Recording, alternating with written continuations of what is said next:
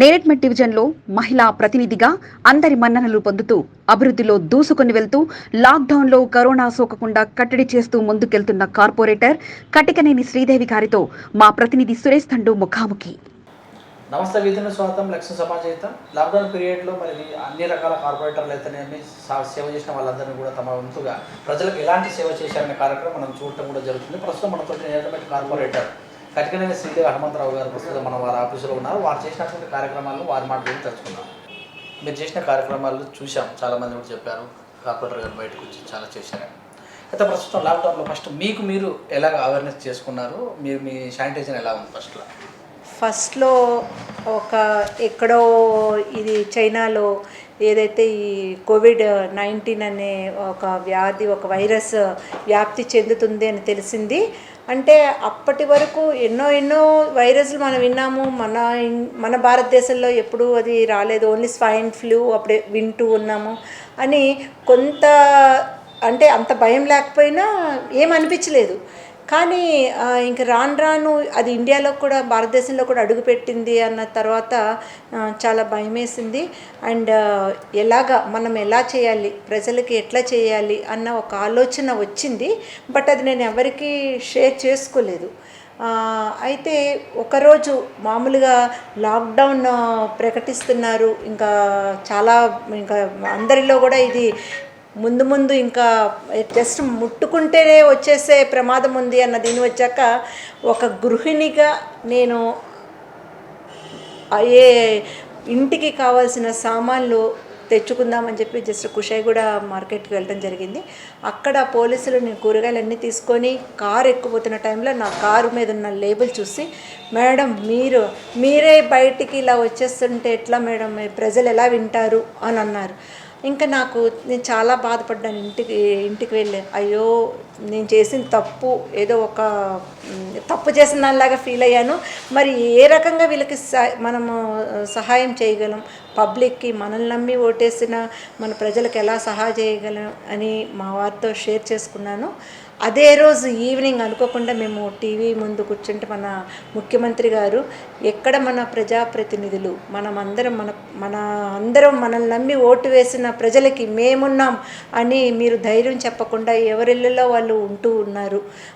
రండి, మీరు బయటకు వచ్చి మీ వంతు సహాయ కార్యక్రమాలు మొదలు పెట్టండి. గవర్నమెంట్ కూడా మన వంతు మనం చేస్తున్నాము. బట్ స్టిల్ మీరు అనునిత్యం ప్రజల్లో ఉంటూ వాళ్ళకి సహాయం మేమున్నామనే ధైర్యం, అన్నిటికన్నా ముందు ధైర్యం ఉండాలి. మేమున్నాం మీ వెనకాల అనే ధైర్యం వాళ్ళకి చెప్పండి అని చెప్పడం జరిగింది. నెక్స్ట్ డే మార్నింగ్ నుంచి కూడానండి మేము బయటికి రావటం జరిగింది. ప్రతిరోజు ఎవరైతే మనకి ప్రజలుని, అంటే గుంపులుగా అవసరం ఉన్నా లేకపోయినా రోడ్ల మీదకి వచ్చేస్తున్నారు. వాళ్ళని కంట్రోల్ చేసేది ఫస్ట్ ఎవరు? మన ట్రాఫిక్ పోలీసులు, అలాగే పోలీసు సిబ్బంది. సో ముందు వాళ్ళని కలవటం జరిగింది. వాళ్ళని చూస్తే చాలా బాధ అనిపించింది. ఎండలో మార్నింగ్ అంటే వాళ్ళ కుటుంబాలను కూడా వదిలిపెట్టి 24 గంటలు డ్యూటీ చేస్తూ వాళ్ళు చాలా మంచి మనకి ఒక సహాయం చేశారు ఈ టైంలో, ఈ క్లిష్ట పరిస్థితిలో. సో ఏమనిపించిందంటే ప్రతిరోజు వాళ్ళకి ఆ ఎండలో ఉంటున్నారు కాబట్టి మజ్జిగ, ఏమన్నా స్నాక్స్ అటువంటి ఇవ్వాలి అని మాకు అనిపించింది. వెంటనే నేను మా వాళ్ళతోటి, మా వారితోటి షేర్ చేసుకుంటే, రైట్, మనం నీకు ఎలా అనిపిస్తే అలా చేయమని అని చెప్పారు.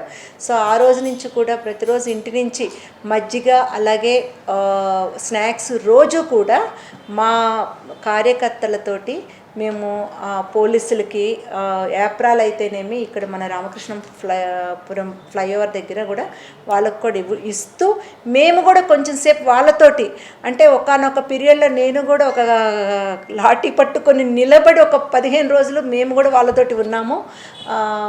అలా చేయటం జరిగింది.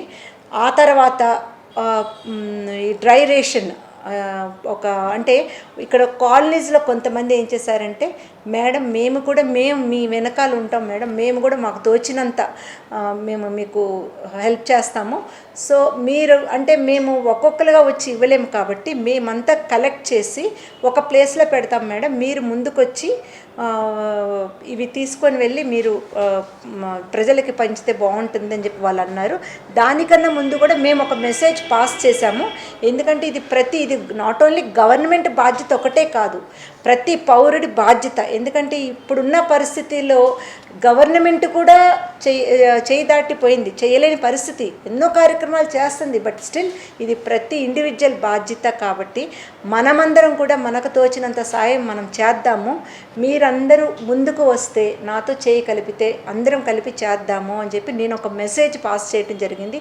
వెంటనే స్పందించి మాకు ఇక్కడ డిఫెన్స్ కాలనీ దగ్గరలో డిఫెన్స్ కాలనీ వాళ్ళందరూ కూడా మాకు మేము ఇది ఇస్తాము, మేము పప్పు ఇస్తాము, మేము ఉప్పు ఇస్తాము, అట్లా ఒక్కొక్కరుగా అంటే సరే అందరూ కలిపి ఒక ప్లేస్లో వాళ్ళు చాలా ఐటమ్స్ కలెక్ట్ చేసి పెట్టడం జరిగింది. మేమందరం అవన్నీ తీసుకొచ్చుకొని మన ఫంక్షన్ హాల్లో పెట్టి అన్నీ ప్యాక్ చేసి ఒక్కొక్క విడతగా ఇవ్వటం జరిగింది.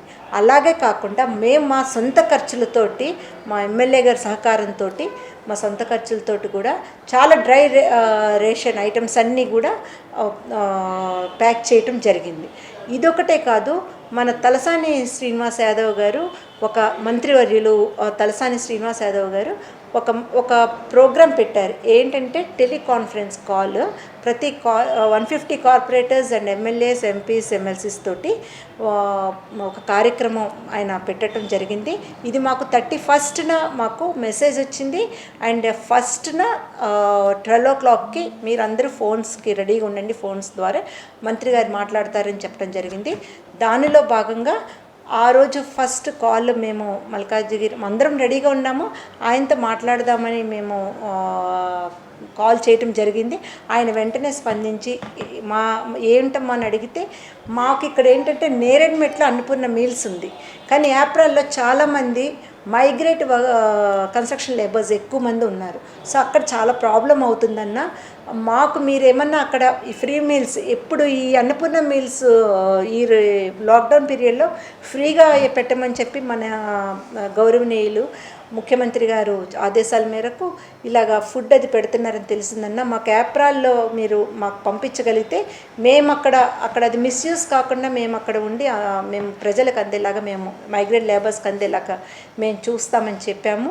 సో వెంటనే కూడానండి ఆయన 1వ తారీఖున ఈ కాల్ వెళ్ళింది. 2వ తారీఖు మధ్యాహ్నం 12 గంటలకల్లా మాకు ఫుడ్ పంపించడం జరిగింది. అందరం మేము మా కార్యకర్తలతోటి, మా ఎమ్మెల్యే గారి సహకారంతో అక్కడ ఒక టేబుల్స్ అన్నీ ఏర్పాటు చేసి దానిలో మేము వారు పంపించిన ఏదైతే భోజనంతో పాటు మేము మజ్జిగ అండ్ పచ్చడి కూడా రోజు మేము అక్కడ పంపిణీ చేయటం, మేమే స్వయంగా పంపిణీ చేయటం జరిగింది. ముందు 2 రోజులు మార్నింగ్ టైమ్స్ వచ్చింది, అది ఆఫ్టర్నూన్. అన్న మాకు ఈవినింగ్ కూడా పంపిస్తే బాగుంటుంది, ఎందుకంటే నైట్ కూడా అడుగుతున్నారు అంటే 6 గంటలకల్లా భోజనం కూడా వచ్చేదండి. మేము కూడా స్వయంగా వెళ్ళి 2 నెలల పాటు స్వయంగా వెళ్ళి అక్కడ డే అండ్ నైట్ కూడా భోజనం పంపిణీ చేయడం జరిగింది. ఈ కార్యక్రమాలు చూసి మాకు సత్యసాయి సేవా సమితి వాళ్ళు వచ్చి మాకు ఒక 25,000 ఏమో మజ్జిగ మేము కూడా ఇస్తాం మేడం అని చెప్పి క్యాష్ ఇవ్వటం జరిగిందండి. అలాగే ప్రతి గురువారం కూడా అరటిపళ్ళు పంపిణీ చేయమని, హనుమాన్ జయంతికి అలాగే అక్షయ తృతీయకి ఇలా స్పెషల్ డేస్ కూడా ఫ్రూట్స్ పంపిణీ చేయమని చెప్పి వాళ్ళు కూడా మాకు కొంత అమౌంట్ ఇవ్వటం జరిగింది. ఈ దీనిలో భాగంగా ఒక అంటే TSIG అని మన అజిం ప్రేమ్జీ వారి సంస్థ, వాళ్ళ NGOs వాళ్ళు ముందుకు వచ్చి, అంటే మేము కూడా మనది ఒకటి సూపర్ NGO సంస్థ మా వారు స్థాపించింది. దానిలో ఒక మెంబర్ వచ్చి మా డివిజన్ రెసిడెంట్ అండి, ఆయన నందప్రసాద్ గారని. వారి ద్వారా మాకు ఈ TSIG అనే సంస్థ ద్వారా నుంచి ప్రతిరోజు కూడా 1,500 ఫుడ్ ప్యాకెట్స్ హఫీజ్పేట నుంచి మాకు వాళ్ళు పంపించారు. ప్రతిరోజు మేము మా సొంత వెహికల్ అక్కడికి పంపించి ఆ ఫుడ్ ప్యాకెట్స్ తీసుకొచ్చి ఇక్కడ మా డివిజన్లో ఉన్న ఎవరైతే నీడీ పీపుల్ ఉన్నారో వాళ్ళందరికీ కూడా పంపిణీ చేయడం జరిగింది. అండ్ అలాగే వారే ఆ TSIG వారు కూడా వచ్చి మన ఫంక్షన్ హాల్ ఒకసారి చూసి ఇక్కడ ఒక కిచెన్, ఎందుకంటే మీకు గుర్తుందో లేదు, మన ముఖ్యమంత్రి గారు ఏదైనా సరే వితిన్ 3 కిలోమీటర్స్ లోపు మీరు తిరిగి ఏదైనా చెయ్యండి అన్నారు.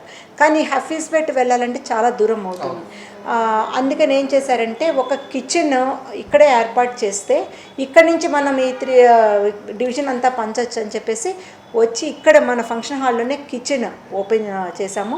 దానికి మన కమిషనర్ గారు అయిన రాచకొండ కమిషనర్ మహేష్ భాగవత్ గారు, డీసీపీ రక్షిత కృష్ణమూర్తి గారు వారందరూ కూడా రావటం జరిగింది, ఓపెన్ చేయటం జరిగింది. సో ఇక్కడే ఫుడ్ అంతా చేయించి టిన్స్ ద్వారా అందరికీ, అంటే ఎక్కడెక్కడ మైగ్రేట్ లేబర్స్ ఉన్నారో అక్కడే ఒక టేబుల్ ఏర్పాటు చేసి అక్కడ పంపిణీ చేయటం జరిగింది. లాస్ట్ మొన్న జూన్ 5 తోటి ఈ ఏదైతే ఫ్రీ అన్నపూర్ణ మీల్స్ ఒకటి ఈ ఈ కిచెన్ నుంచి వెళ్ళే ఇది, అండ్ అలాగే హఫీజ్పేట నుంచి వచ్చే ఫుడ్ ప్యాకెట్స్ కూడా మన జూన్ 5 తోటి మేము ముగించాము. అది కాకుండా ఇక్కడ ఉన్న ఆటో యూనియన్ మెంబర్స్కి, అలాగే ఇంకొకటి బైక్ మెకానిక్స్ ఉన్నారు, పాపం వాళ్ళు చాలా బాధపడుతూ ఉన్నారు. సో వాళ్ళకి, అట్లాగే ఇంకా ఆశా వర్కర్స్ అందరికీ, అండ్ వీళ్ళకి మన ఇంటి నుంచి చెత్త సేకరణ చేసే వాళ్ళకైతే మాస్క్, గ్లౌజులు మన ఎమ్మెల్యే గారి ద్వారానే పంపిణీ, అంటే మనం చేసాం, వారిని కూడా పిలిచి వారితోటి పంపిణీ చేయించాము. అండ్ ఒకటండి, మేము ఒక చేస్తే మాకు ఇంకొక 4 చేతులు మాతో జత కలిపి మమ్మల్ని ముందుకు నడిపిస్తూ వచ్చింది ఈ క్లిష్ట పరిస్థితిలో. అంటే ఒకరి వలన సాధ్యం కాదు.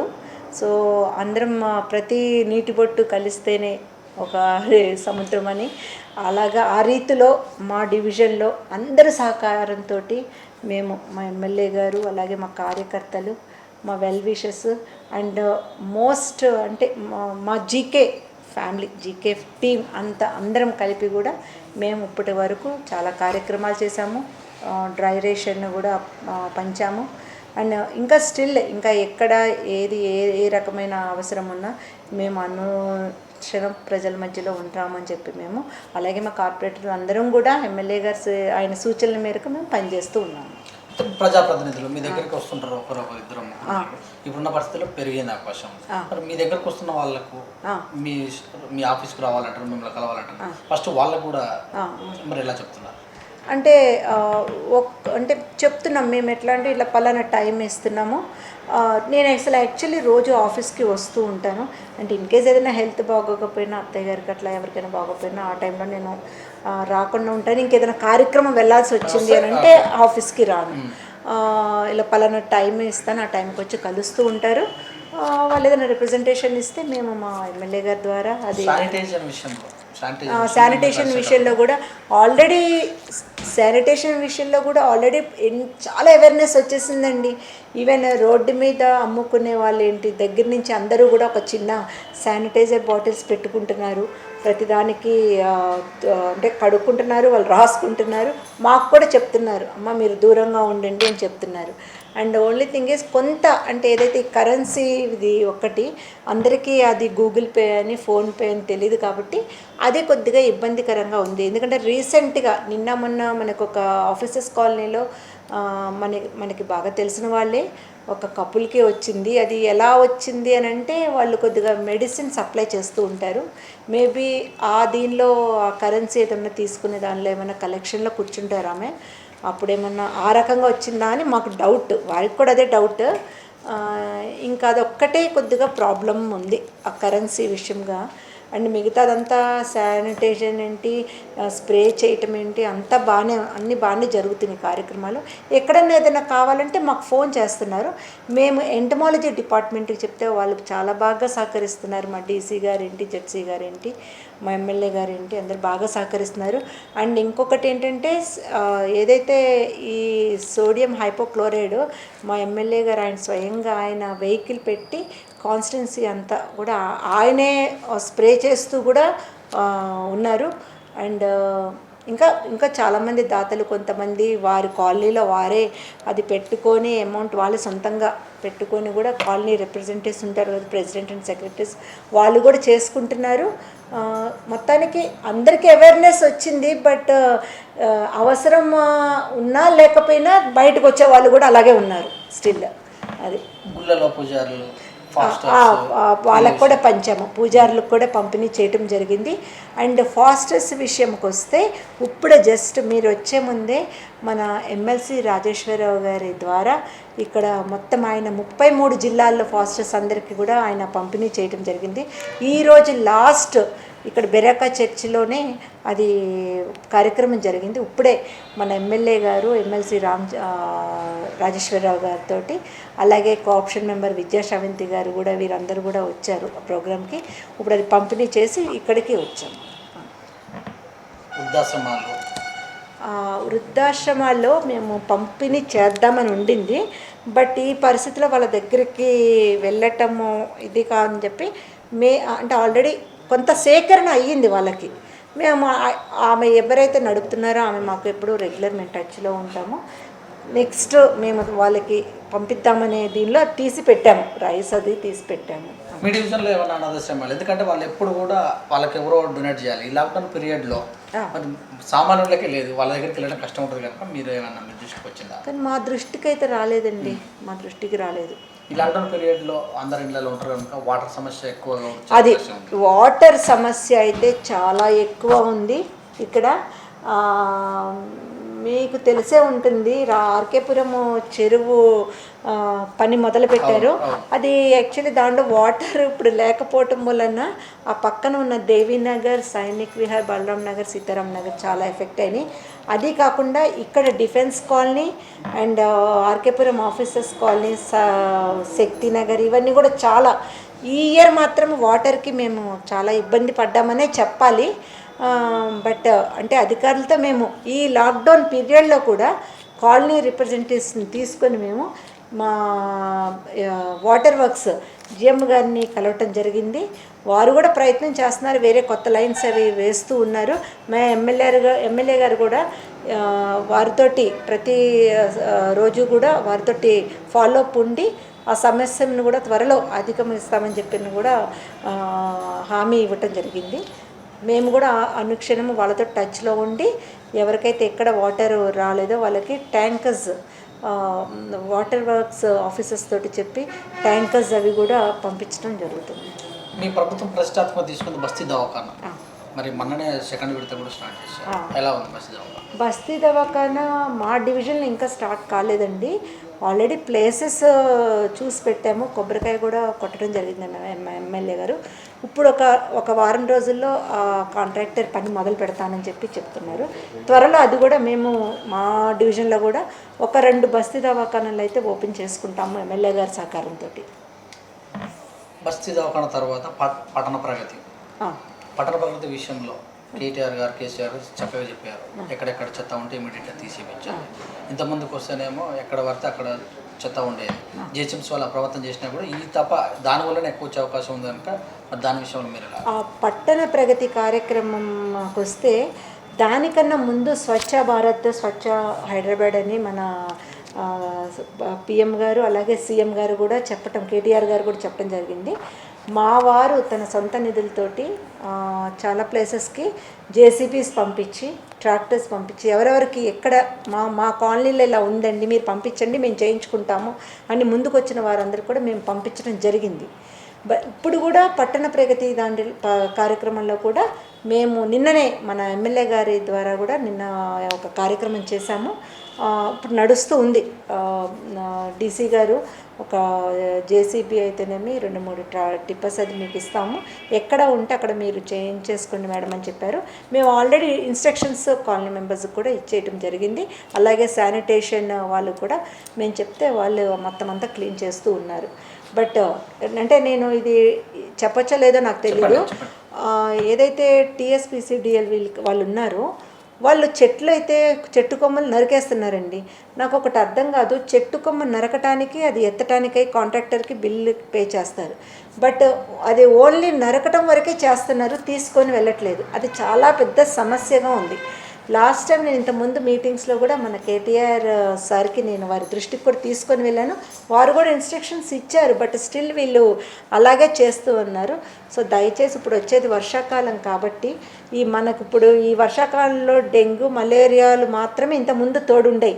ఇప్పుడు కరోనాతో కూడా మనం జీవించాల్సి వస్తుంది కాబట్టి కొద్దిగా అంటే మీకు ఈ ఈ ఇంటర్వ్యూ ఈ టీవీ ద్వారా నేను చెప్పేది ఒకటే, దయచేసి పవర్ డిపార్ట్మెంట్ వాళ్ళు కొద్దిగా మీరు అది ఎత్తగలిగిన రోజే అది మీరు కట్ చేయండి దయచేసి.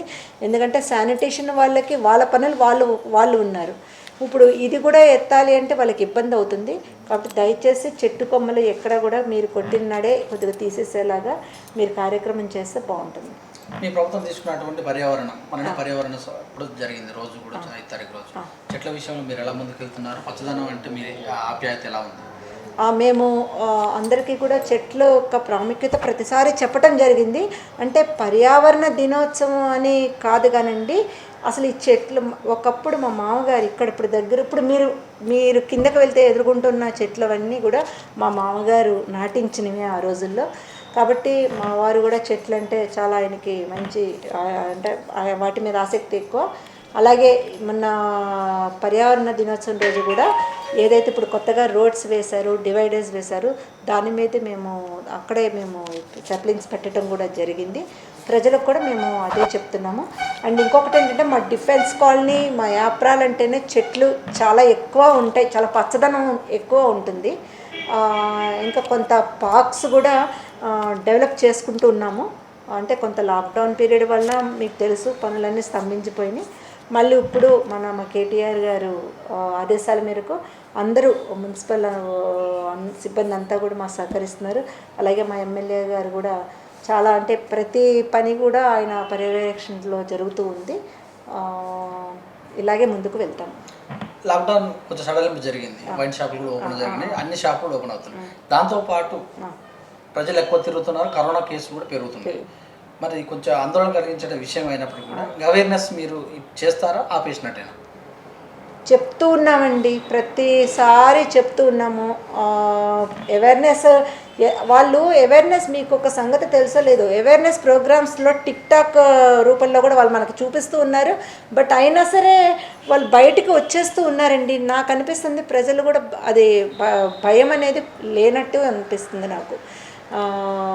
ఇంకా చెప్పాలంటే చిన్న పిల్లలు వాళ్ళు చెప్తే వాళ్ళు వింటున్నారు. అంటే స్కూలు లేదు అంటే ఇంట్లో ఉంటామంటే హ్యాపీ అనుకోండి. బట్ వాళ్ళకి ఏంటంటే ఇది కడుక్కోవాలి, మీరు పని వాళ్ళకు చెప్తున్నారండి. నేను 2-3 ఇళ్ళల్లో చూశాను. పనమ్మాయి రాగానే ఆంటీ మీరు చేయగడుక్కోవాలి, మీరు అది ముట్టుకోకూడదు, మీరు ఇలా ఉండాలని వాళ్ళు చెప్పడం జరిగింది.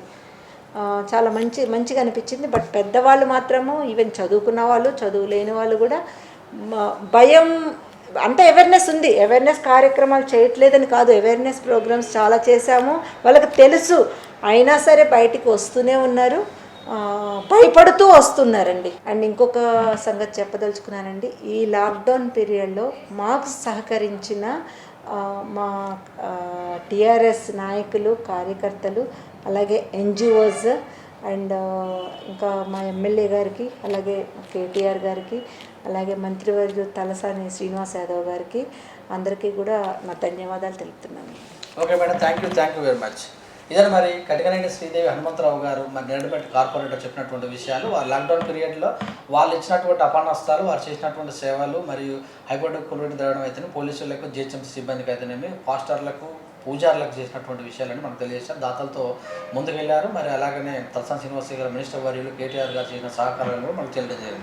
చూస్తుంటే కెమెరామెన్ రవితో మీ సురేష్ దట్.